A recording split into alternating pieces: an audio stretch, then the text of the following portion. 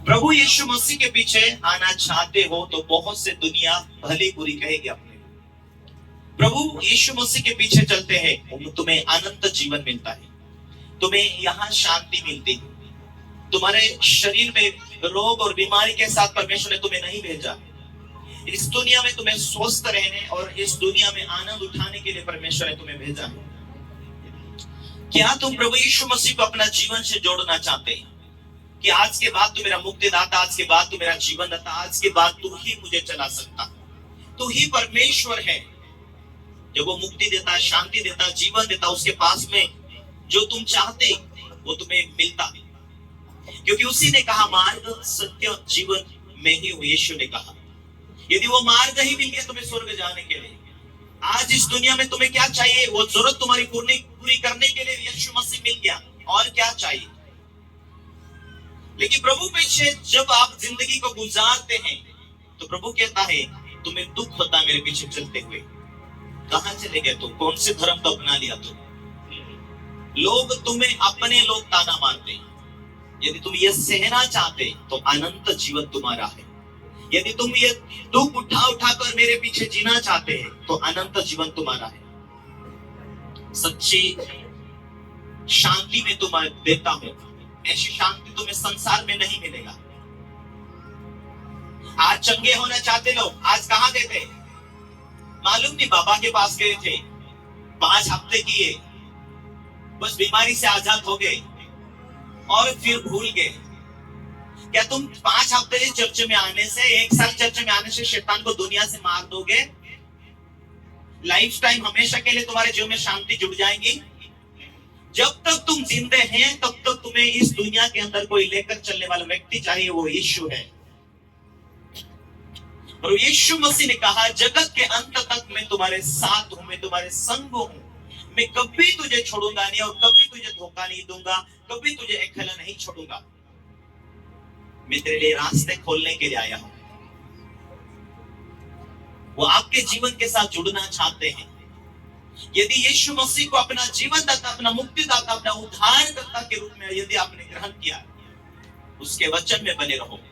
वो परमेश्वर का वचन कहता है जो कोई मेरे वचन में बना रहेगा अनंत काल तक, हमेशा के लिए वो जीवन में पहुंचेगा, वो मृत्यु को ना देखेगा।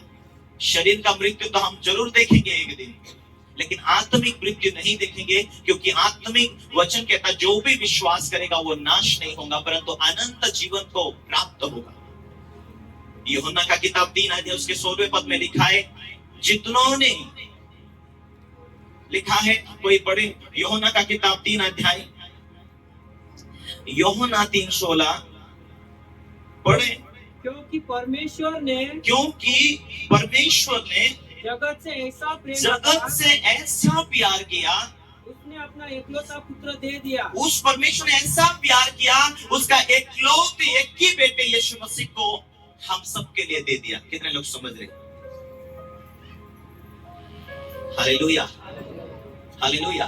तुम्हारे भाई, तुम्हारे बहनें भी तुम्हें कुछ 4-5 हजार उधार दे देते, कुछ समय पर नहीं मिलते तो मुंह टेढ़ा हो जाता है, क्यों नहीं दिया करके। लेकिन परमेश्वर ने ऐसा प्यार किया, एक ही बेटा, उसका एकलौता बेटा को तुम्हारे लिए दे दिया।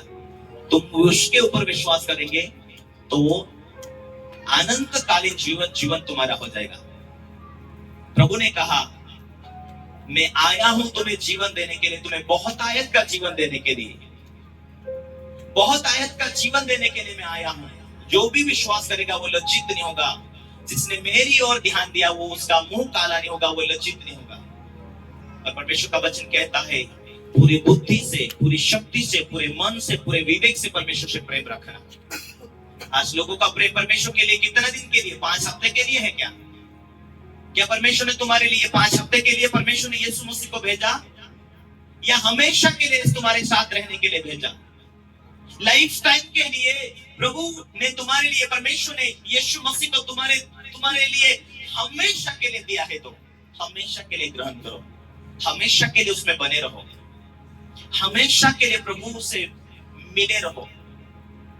उसे जीवन में ग्रहण करना है, मुक्तिदाता के रूप में ग्रहण करती हूं या करता हूं। आज के बाद मुझे यीशु के साथ जीना है। आज के बाद में पक्का विश्वास योग्य जीवन व्यक्तित करना चाहती हूँ, करना चाहता हूँ। जो विश्वास करे बपतिस्मा में उसका उद्धार होगा। जो भी विश्वास करे और बपतिस्मा में उसका उद्धार होगा। हमारा परिवार में जो बीमारी चल रही थी और जब मेरी बहन को पैरालाइज हुआ, उसे सब कुछ वैद्य पानी सब कुछ करके देख लिया और कहीं भी आराम नहीं मिला। मेरे परिवार, मेरे माता पिता ने उसे मीटिंग में लेके गया, प्रार्थना के बाद वो चंगी हुई। चंगा होने के बाद में हमारा परिवार काफी 5-6 साल तक विश्वास में बने रहे, पर बाद में शिक्षा ना होने के कारण, प्रभु की शिक्षा पकड़कर ना रखने के कारण कुछ सालों के बाद भटक गए।